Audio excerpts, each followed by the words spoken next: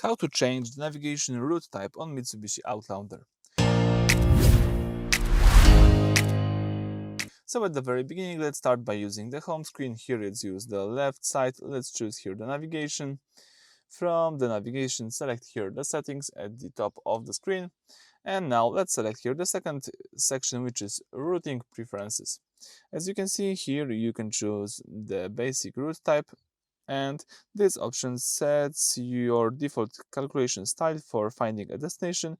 You can choose profiles like fastest route, energy saving, or short distance. To choose which of them is most useful for me. Fastest route prioritizes time, of course, usually using the highways. The shortest distance prioritize physical distance, and eco routes calculates a path that minimizes fuel consumption. So maybe let me use this energy saving or the eco route. And that's it. Thank you for watching. Please subscribe to our channel and leave thumbs up.